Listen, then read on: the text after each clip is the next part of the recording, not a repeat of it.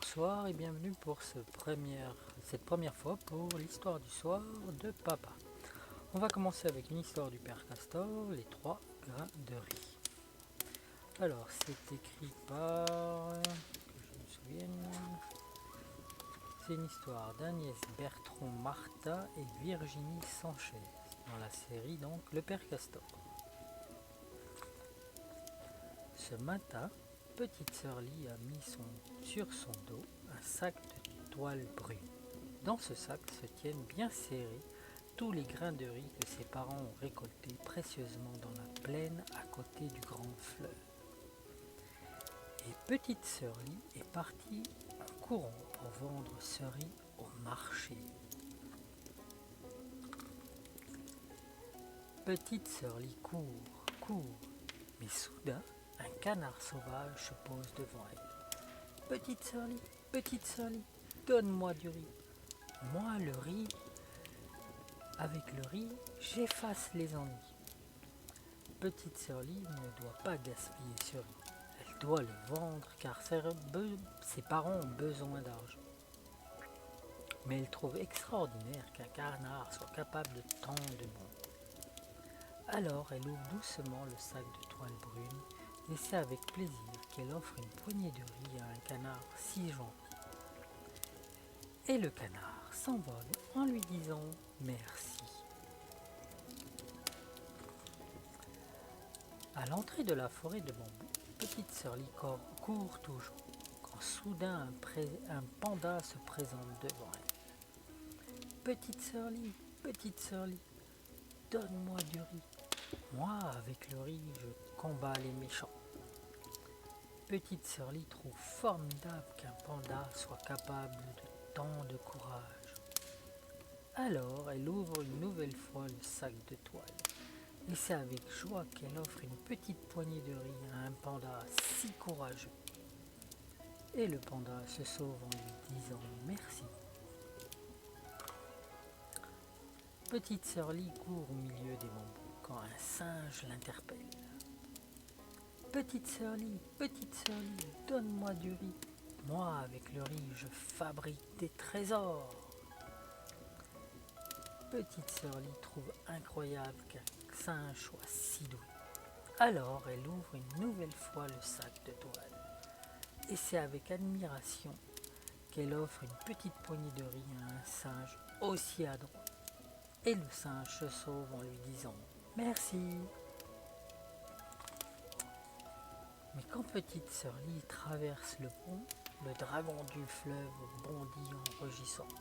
Petite sœur Lie, donne-moi du riz ou je t'avale.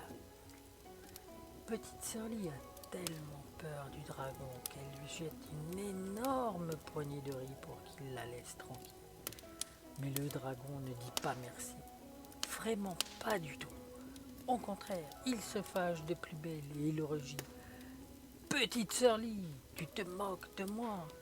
Une poignée ne suffit pas, je veux tout ton riz, donne-le-moi.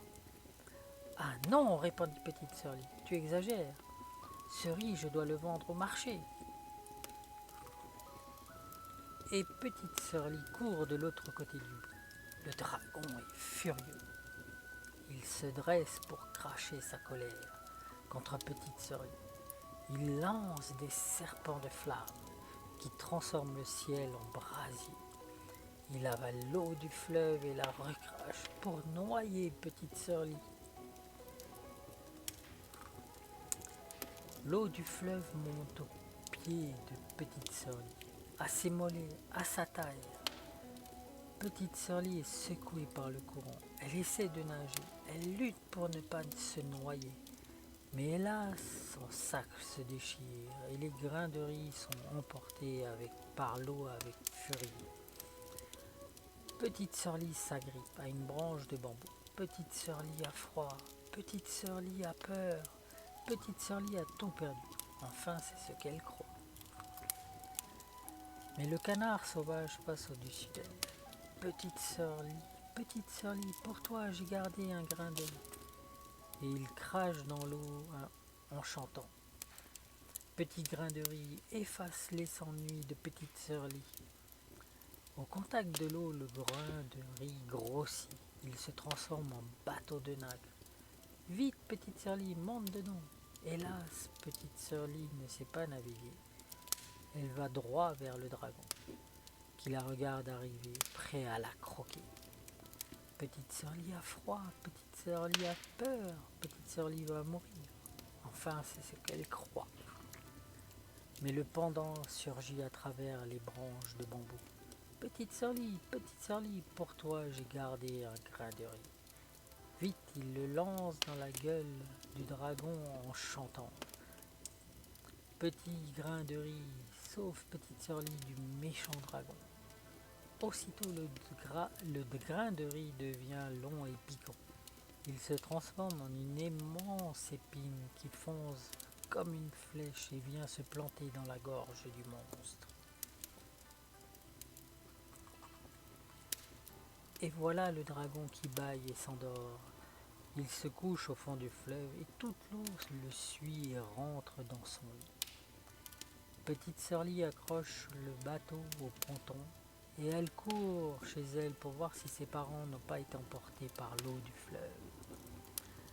Quand elle les aperçoit bien vivants sur le seuil de la maison, le cœur de petite Sirly se soulève de joie. Hélas, petite Sirly n'a ni riz ni argent. Elle a peur de se faire gronder car elle revient les mains vides. Elle a tout perdu. Enfin, c'est ce qu'elle croit. Mais le singe saute autour d'elle. Petite Sirly, moi aussi pour toi j'ai gardé un grain de riz. Et il le tend à petite Sirly en chantant.